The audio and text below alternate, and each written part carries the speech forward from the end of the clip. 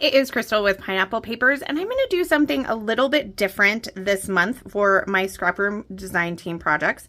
I am going to show you what is in the collection I am using with each video instead of an unboxing video, and I'd love to know what you think. So this one is the 49 Market. This is Whispering Way. So you get 3 cardstock, or 3 pattern paper. So I have this one, which is Sunshine Days. This is the back. And then this one, which is Country Roots. And that is the back. This one is Country Living. And that one is the back. And then our 2 colored cardstock are in Natural from Basil. And then this is the sheet of laser cuts that I received. So there's that. And then for this collection, the pattern paper kit, the options are Barn Blessings. Love this one. This one's just like done for you. And this one is Barnyard Breeze. Love a good text. And then for the embellishment kit, we've got some chipboard bits. I'm going to put this here. So this is what I got for the chipboard bits. So some boots, nostalgic memories, a couple of hearts, wagon wheel, sunshine days, old barns fading sunsets remind me of a life well loved, there's no place like home, here time slows down and love grows deep roots.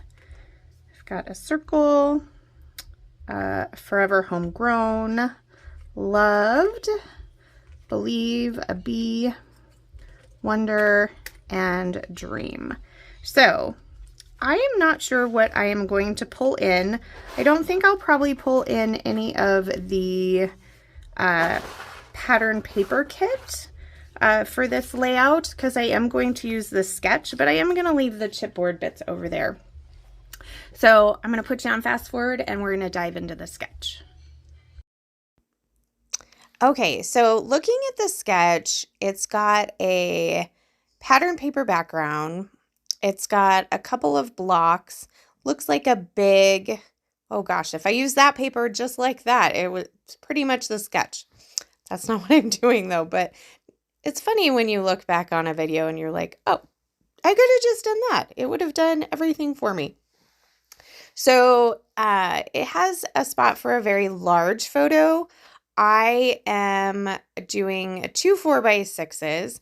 So instead of the photos going vertical, mine are going to go horizontal. And you can see mine are a little bit different to the side. So if you kind of imagine turning the sketch to the left, where you've got the big block in the center now behind the photos, and that piece is going vertical. So that's what I've done with this colorful block paper.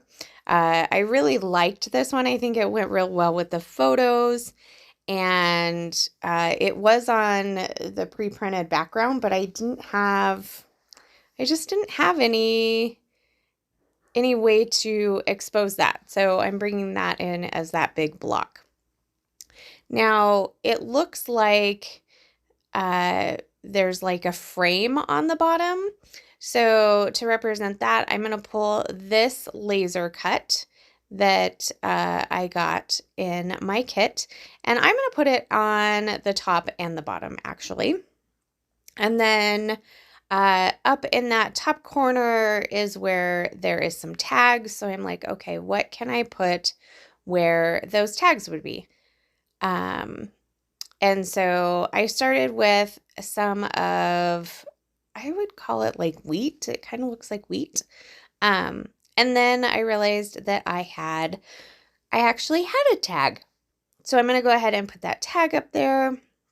And then I'm going to add this kind of wagon wheel down here in the bottom where it says, there's that circle bit and it does say subtitle. I don't believe I'm going to put a subtitle there. I am going to add this branding strip to kind of represent that it's almost like a shadow behind where the photos are, I felt like. So I'm going to go ahead and do that. And then I really was thinking I wanted to mat this layout in that beautiful wood grain, and I couldn't bring myself to make the wood grain a just a border. So I did feel like it needed something. So I am taking some Distress ink. I think this is in Gathered Twig. And I am going to put this on all of the pattern papers. I am not going to add it to my photos, which are matted in the cardstock that comes in the kit this month. I'm going to leave those just that color so that they pop. And then I don't normally leave all this in, but I really felt like this layout came together fairly quickly. So I just kind of kept everything together, and including the gluing. So you're definitely getting a full process, I believe.